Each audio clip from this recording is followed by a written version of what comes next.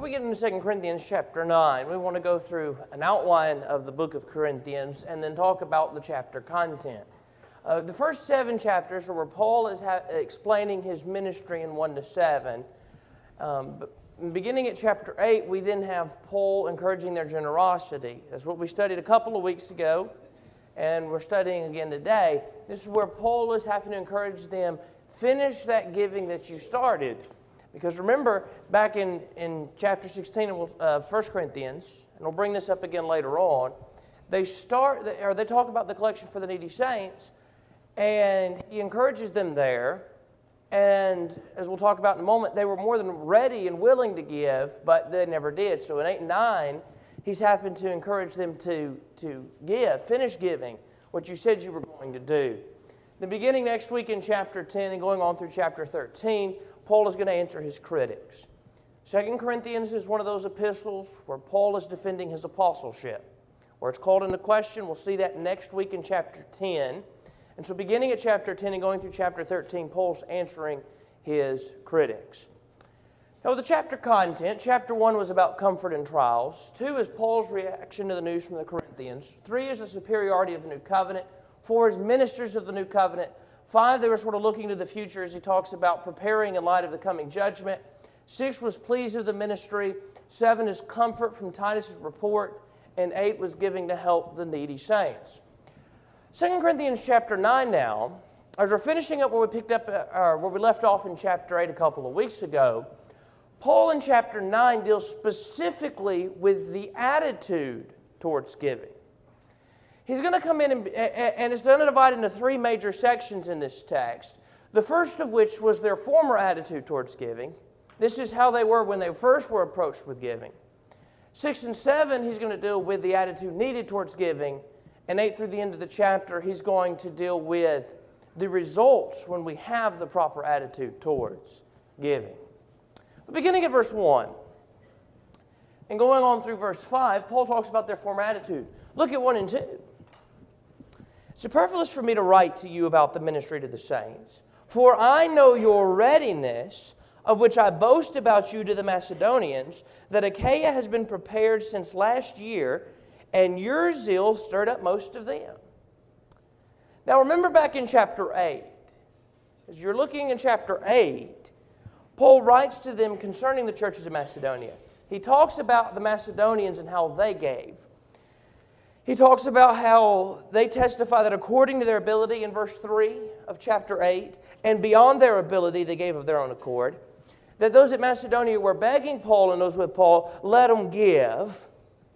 And it's because in verse 5 that not as we had expected, but they first gave themselves to the Lord by the will of God. So in chapter 8, he writes about the brethren at Macedonia, and here's their giving, and here's what they did in chapter 8. This should be something that sort of encourages and stirs up the Corinthians. But the fact is, what stirred up the Macedonians in the first place, according to chapter 9? The Corinthians. Can you imagine? Paul writes to the church at Corinth, and he talks about giving in chapter 16. And we'll come back and look at chapter 16 of chapter 1 later on as we talk about some of these things that he mentions again later on in the text. But he writes to them in chapter 16 and talks about how they need to give on the first day of the week. You can imagine as he sends his messengers on and they come back, how excited those at Corinth may have seemed. You need to give to help those in need.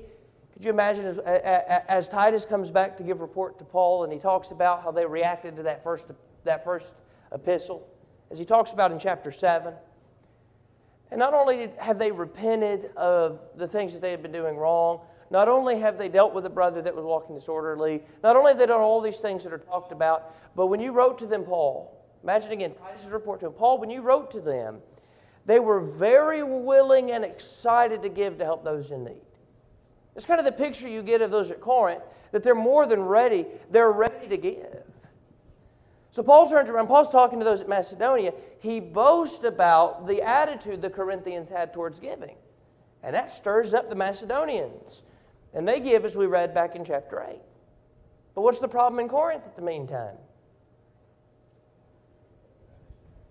They haven't acted. They haven't acted. So Paul writes to them and they say, we're willing to give, we're ready to give, we want to give. And then time goes on and guess what? There's nothing given. They had wanted to give since last year, he said in verse 2, and it stirred up most of them in Macedonia. But the Corinthians, the ones that by what they said were stirring up others, their actions were saying something completely and totally different. So Paul's boasting on them. Their willingness to give was boasted about. We see that at the end of chapter 2. But here's the thing in verse 3. But I have sent the brothers. Who's he talking about in verse 3? I've sent the brothers.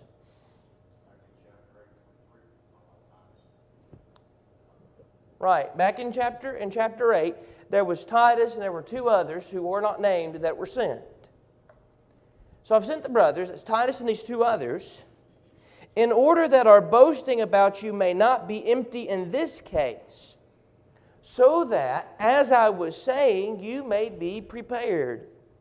Lest if any Macedonians come with me and find you unprepared, we, not to speak of you, be put to shame in this certainty of ours. So Paul sent them here in verse 3, sent these others on to make sure that when he comes back to Corinth, what's taking place? The money's collected. They're ready. They're prepared. He wants it to be ready when he gets there. Lest, if any Macedonians come with him, what happens? We find them unprepared. You be prepared so we don't find you unprepared and be put to shame in the certainty of ours. That is, that they're going to be put to shame, those at Corinth, because they were ready to give, and Paul boasts about, they're ready to give. To those at Macedonia, Paul's carrying the message, somebody from Macedonia may come with him, they come to Corinth getting ready to pick up what's at Corinth, and there's nothing there. As Macedonians sitting there thinking, well, we heard about how ready they were to give. Paul boasted about their willingness to give. Where's what they were going to give? And then at the same time, Paul would be embarrassed and shamed because they didn't do what Paul was so certain they were going to do because of what they said. And so Paul sends messengers on to make it ready. For this reason, look at verse 5. So I regard it necessary to encourage the brothers that they would go on ahead to you and arrange beforehand your previously promised blessing, so that the same would be ready as a blessing and not as a begrudging obligation. So think in verse 5, I've sent these brothers on ahead because I want this to be ready when I get there. I want this that you've promised to be ready when I get there. How could their giving be viewed if Paul has to come and encourage them to finish giving? Begrudging. Two things. It could, be viewed that way. I think there's two things we can see in verse 5. So maybe that's not how it was. Maybe they just needed Paul to stir them up in person. They were more than willing. And they may not be giving begrudgingly. They may be glad to give when Paul encourages them again. But at the same time, here may be those from Macedonia who may come with Paul, or others who may come with Paul, who've heard about their generosity, and then they get there and they're like, they haven't given yet. And Paul says something to them and they give. They may think, well, they're giving begrudgingly. They're giving just because they think they have to. They feel obligated. At the same time, it is also possible, if Paul does not send encouragement beforehand and others to encourage them, that's Titus and these two brothers that are with him, that when Paul comes and Paul has to encourage them in the face, they could have that begrudging attitude. Both are possibilities. That it could be viewed as though they were giving begrudgingly, even though they may not have been, or they could really have given begrudgingly because they felt like Paul was sort of forcing their hand. You see, if Paul sends those on ahead, they have a little bit of time to gather things up and to do so and to give in a proper mindset that we're fixing to talk about in 6 and 7. So say Paul sends some messengers on ahead and Paul's going to be there maybe a month down the road, and they come and they hear this message of encouragement that you need to give, and here's how you need to give, and what we'll talk about in a second. They have time to have that proper mindset and that proper attitude. But if Paul has to come in and say, you need to be giving so we can take to the needy saints what you promised, and Paul's leaving shortly thereafter and they have to give, they may give feeling obligated and not have the proper mindset. Oh, they gave a gift. They gave. They gave for the collection for the needy saints as they were told. But the attitude makes a difference for them. When the gift gets to those in Jerusalem, they may not ever know how it was the Corinthians gave. They may not ever know if the Corinthians were more than willing to help or in the end they felt begrudgingly obligated. But who does know? Who does know the attitude that the Corinthians would possess? God. Same thing is true with us. If we give because we feel begrudgingly obligated, then we're giving with an improper mindset. We don't want to be the ones giving begrudgingly obligated. We want to be the ones we'll talk about in verses 6 and 7. So Paul's having to write and encourage them, finish giving what you've already promised. Your previous attitude, your former attitude towards giving was, we're more than ready, we're more than willing. But that hasn't been carried out yet. But instead now, verse 6 and 7, here needs to be your attitude you have when you do give. So remember, they were ready before. If they had given when they first said so, based on what is said, it seems like they would have given with the attitude of we absolutely want to give. After all, that seems to be the attitude they're possessing. However, they didn't give. But if they now give, they may give so begrudgingly because they may feel like they're being sort of pressured into it, as Paul's having to talk to them again, or others may view it such. But verses 6 and 7 now, Paul says, here's what you need to do. Number one, he talks about sowing with blessing or bountifully. Look at verse 6. Now this I say, he who sows sparingly will also reap sparingly. But he who sows with blessing will also reap with blessing. Or the New King James says in that verse, he who sows bountifully. So think about what he says at the beginning first. He's using an illustration here of sowing and reaping to make a point to them. Let's think about this illustration for just a second. Say you're planting a garden. You're going to plant a garden to grow plenty of food to have. And it comes time to plant, and you plant 5 seeds of green beans. How much are you expecting to reap? How many plants are you expecting to reap from that? 5. You don't plant 5 and expect to reap 25. If you sow sparingly, what are you going to reap? Sparingly. On the other hand, if you sow 25 seeds, how much are you planning on reaping? 25. You don't plant 25 and expect to reap 5. If you sow sparingly, that's what you're going to reap. If you sow bountifully, that's what you're going to reap. And so as Paul comes in verse 6, you first read verse 6 and Paul's talking about you need to give, you need to give, you need to give. And then he comes down in verse 6 and says, you need to those that sow sparingly reap sparingly, and those that sow bountifully reap bountifully. What he's telling them is, when you give, and you give bountifully, when you give and you're giving with that proper attitude, then how are you going to reap? Bountifully. See, one of the things that is often forgotten, and we'll talk about this more when we get to the last section and the results of proper giving, is that sometimes people look at what's being given up and not necessarily of what the benefit may be from what's given up. Financially, they may be given up, but as we'll talk about in verse 8 through verse 15, they're still blessed by God for what they've done. But you know the only way they're going to reap bountifully? If that's how they sow. So they need to make sure that they are giving bountifully and not sparingly. They need to be the kinds that are not kind of holding on tightly and they're sort of giving a little over here. And again, part of this we'll come back to that begrudging attitude he mentioned in verse 5. But they don't need to be the kind that sort of giving a little over here, but they're keeping back what they could be given because they don't want to give it, thinking this is going to serve some benefit to me over here. And here they are sowing sparingly, giving little. On the other hand, they could be over here and have plenty, and when they're giving bountifully. They're giving plenty. They're giving liberally. That's the kind of attitude that needs to be had when one is giving. It needs to be something that's not a holding back. It's not something one does, as we'll talk about in a second, because they feel obligated like they have to. Now, are we commanded to give? Absolutely. But we shouldn't give as if it's some kind of burden to give. It's the same thing as we're commanded to come together and worship God on the first day of the week. And we can come together and be here and meet a command, but not necessarily possess the right attitude in that command, and may view it as if something we have to do, not something we want and desire to do. Well, here's one gives. One can give and give feeling like they must give and not ever give with the proper mindset. Part of giving with a proper mindset is giving bountifully, not sparingly. Look at verse 7 now. Look at verse 7. He talks about as one is purposed in their heart. Again, verse 7. Each one must do as he is purposed in his heart. What does it mean for one to purpose in their heart? As he plans to give.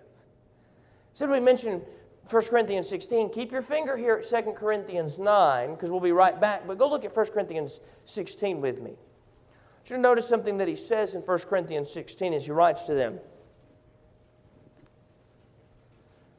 This is the first time, again, as we've mentioned several times already, this is the first time Paul has written to them in 1 Corinthians 16 about their giving for the collection for the needy saints.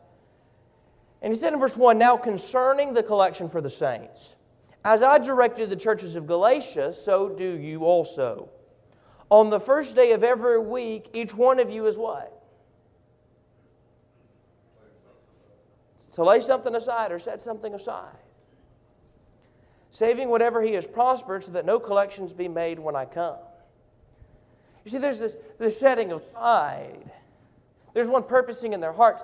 This is not one of those things when somebody gives that it's like, oh, we finished up the Lord's Supper and the collection plate is fixing to be handed around, and do I have any change in my pocket? Maybe something I could give because I kind of need to. Oh, here we go. I've got something. But when he talks about purpose in their heart, there has to be this determined purpose to give beforehand. There has to be this pre-planning to give.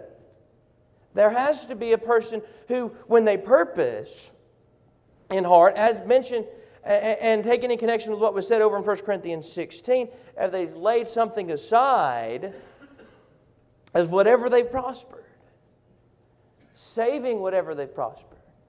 This is not giving God the leftovers. That's not the kind of giving Paul's talking about. This is not giving because you think, I must be giving as we're together on the first day of the week. That's not what Paul's talking about. Paul is talking about with a purpose of heart. Your mind was made up before that you were going to give. Your mind was made up, and here's what, and maybe here's my mind made up, here's what I'm going to give. Mike, there's another definition.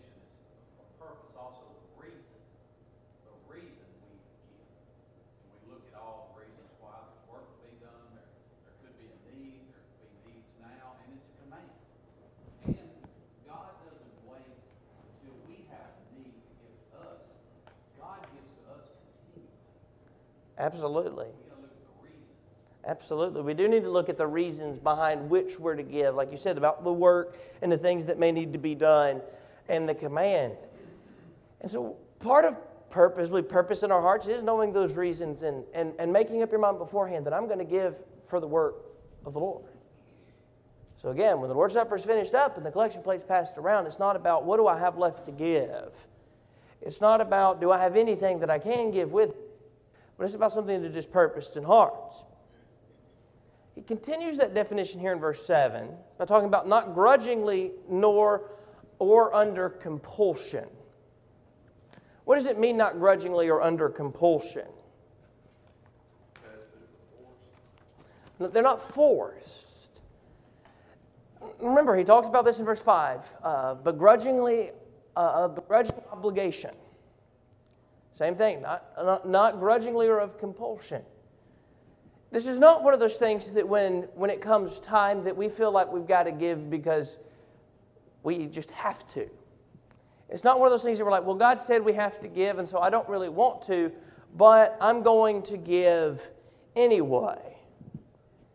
But when we come to our giving, it's got to be, and we'll talk about this more in a second, cheerful.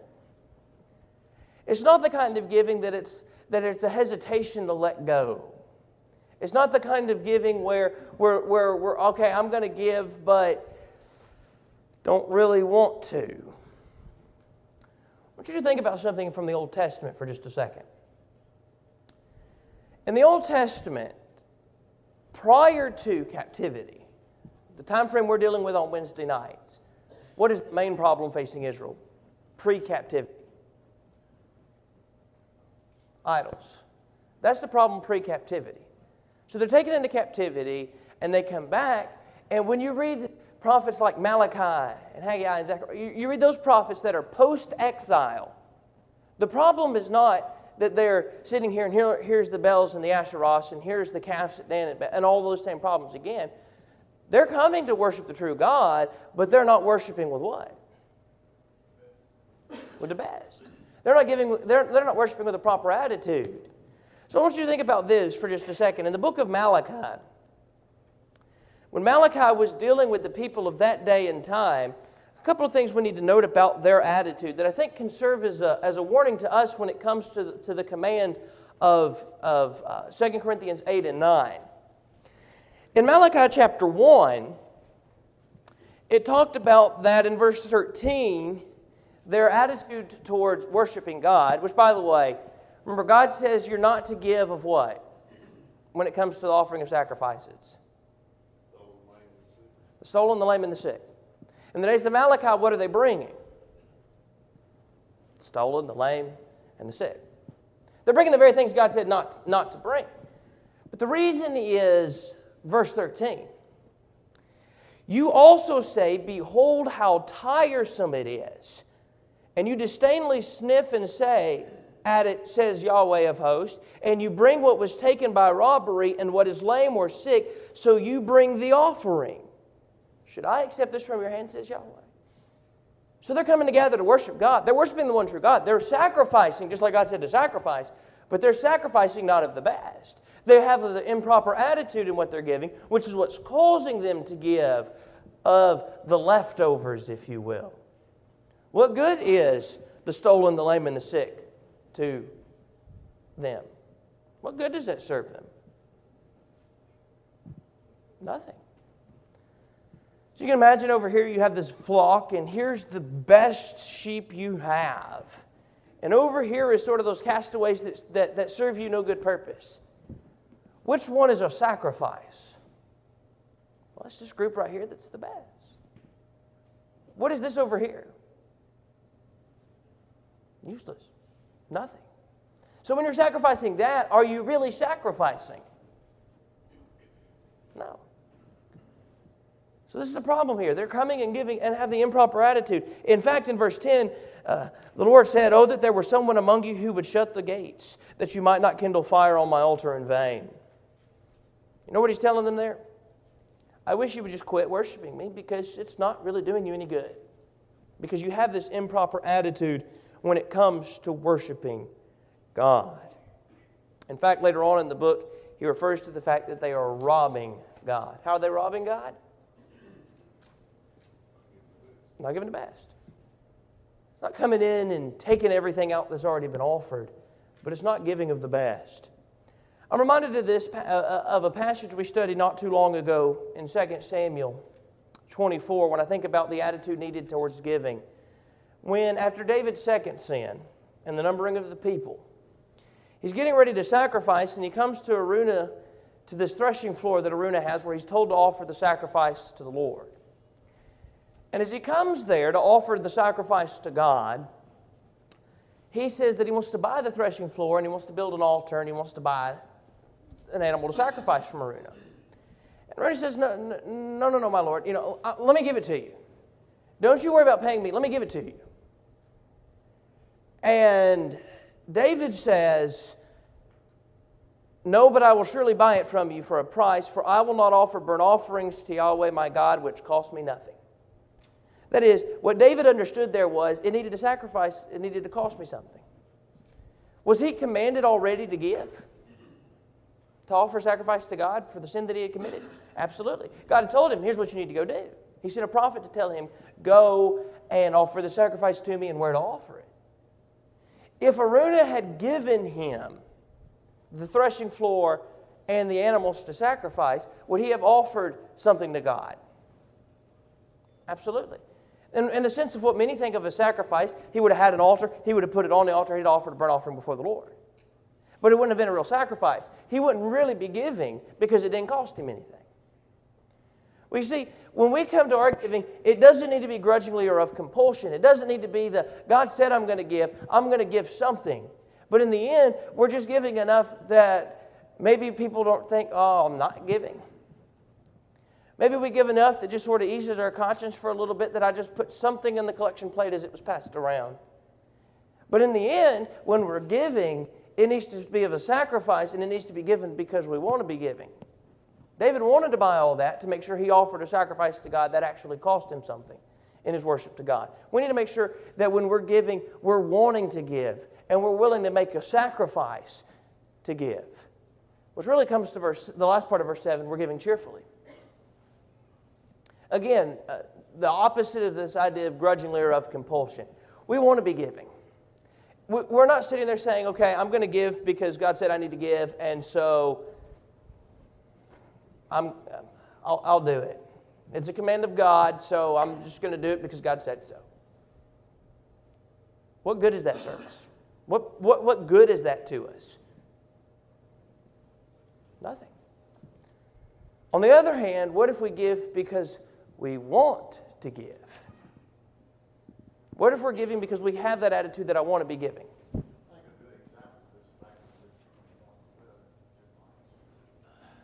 Absolutely. You look at her sacrifice in those there. Imagine this for just a second, to put it in a day's terms, in terms of money. Imagine you have somebody that's a multi-billionaire. Not millionaire, billionaire. It's just they have billions and billions and billions of dollars.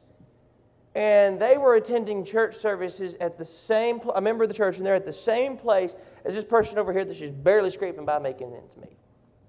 And this billionaire comes and gives, and I'll give, and they write a check for $1 million. But they don't ever miss it. It's not really a sacrifice because they have so many billions of dollars. They sign checks for more than $1 million probably all the time for new investments and stuff like that. Is it really a sacrifice to sign that big check when you have all that money? For this person over here that's barely scraping by, they might simply be able to write a check for or get out the cash for $15. But I tell you what, that $15 might have been something that means they're going to have to eat something not as good for them, or that's not as good a meal later in the week, but they want to make sure they're giving to God rather than making sure they have the very best of the food to eat.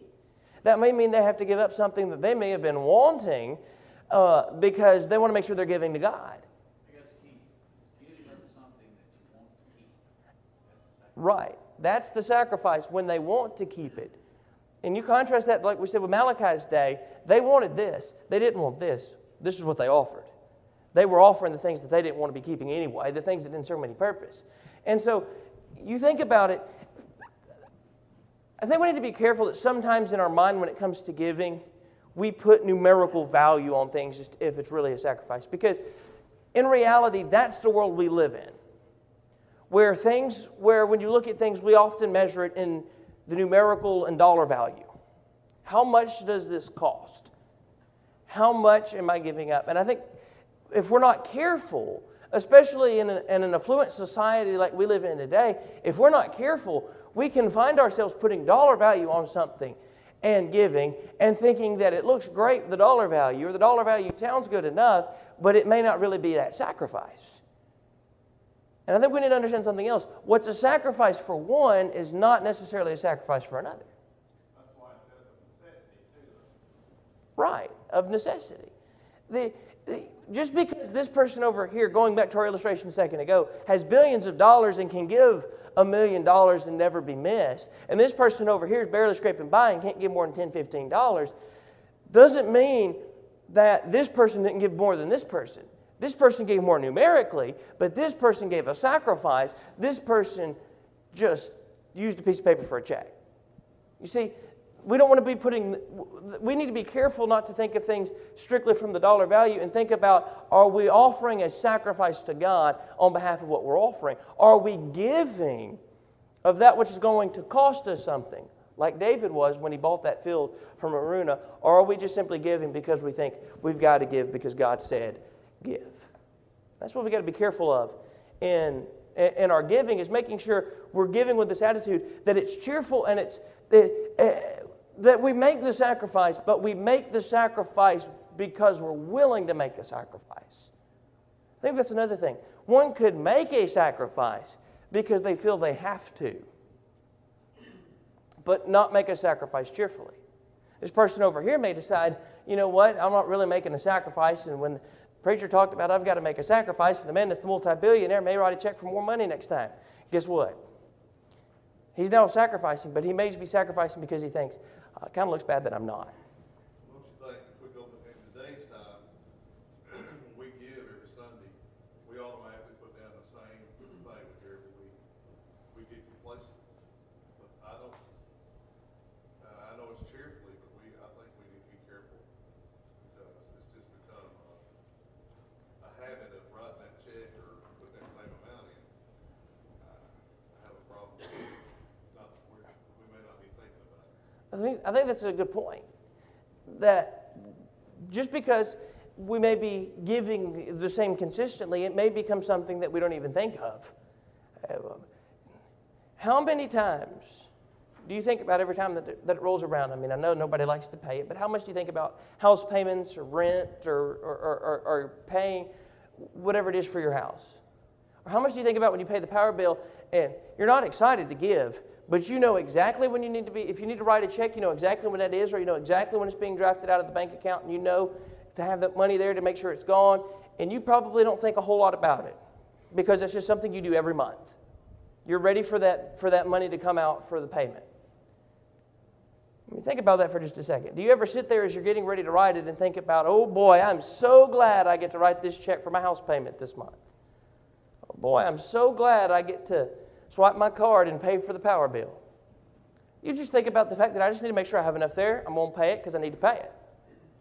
I think Kevin makes a good point. We need to be careful that when it comes to giving, because we give every first day of the week, that we're not having that same attitude that, all right, I need to write a check for X amount of dollars because that's what I give every week. And then the next week rolls around and it just becomes a sheer matter of habit versus us focusing on the fact of we're giving for the furtherance of what? Spreading the gospel and the work of the Lord. And we need to make sure that we have that attitude in our giving. Yes. Taking what Kevin said a little bit differently, is this contribution that they're giving for the saints in Jerusalem, what they give every week, or is this a separate collection? Because if it's a separate collection, what he's talking about is not just what we're financially giving to us, it's our service to our brethren.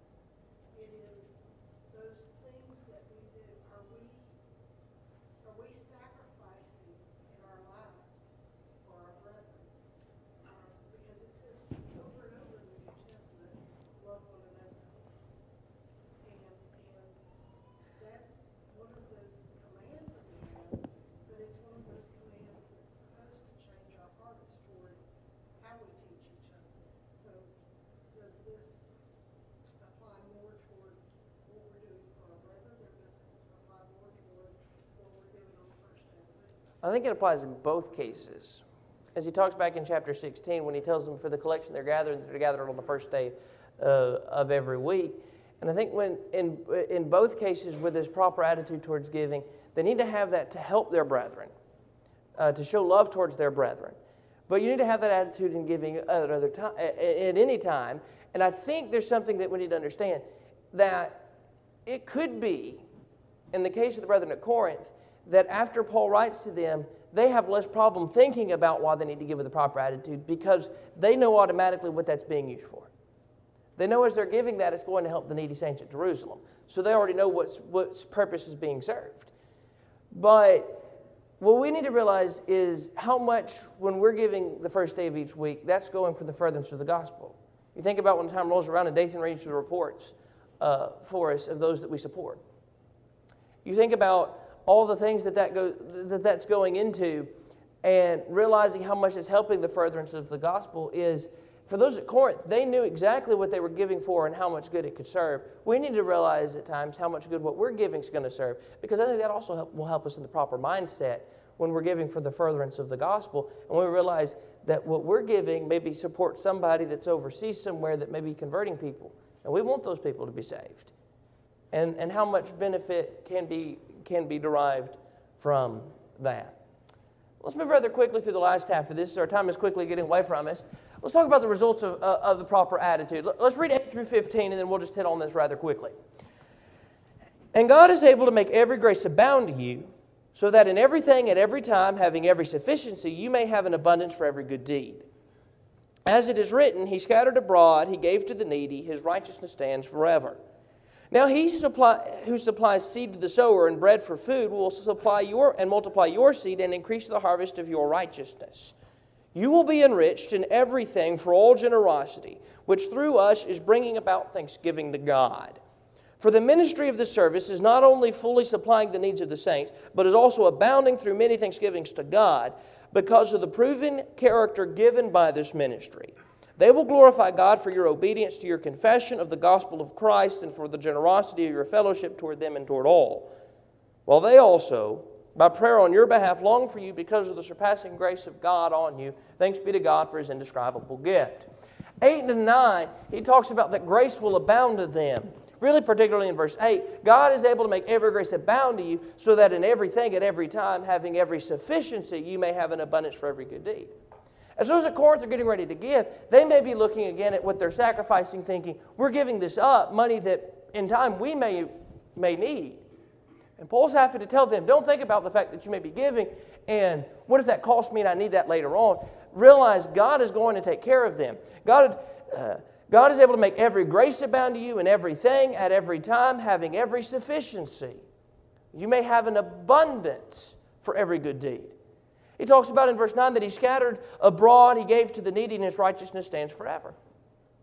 He will take care and He will provide. In verse 10, He supplied seed to the sower, and the seed is multiplied. He provides seed to the sower and bread for the food, and will supply and multiply your seed and increase the harvest of your righteousness. Again, 8, 9, and 10. Think about it this way. You're giving to service. You're giving to help those in need. Don't think about the sacrifice you're making and giving it up. And what if I need something later on? Or will I give too much to where I'm not provided for? What's God going to do? He's going to take care of us. He comes down to verse 11 and talks about being enriched. In verse 11, you will be enriched in everything for all generosity, which through us is bringing about thanksgiving to God. Then he talks about this thanksgiving to God, beginning at in more detail, beginning at verse 12. The ministry of this service is not fully supplying the needs of the saints, not only fully supplying the needs of the saints. That is, he wants them to understand something. Their giving is not just to provide for the need of the saints. The result of that is there are those giving thanksgiving to God. Look at verse 12, the latter half. It's abounding through many thanksgiving to God. Because of the proven character given by this ministry, they will glorify God for your obedience to your confession of the gospel of Christ and for the generosity of your fellowship toward them and toward all. They're going to give thanks to God for those at Corinth, for the fact that the Corinthians are living what they said they were going to live like.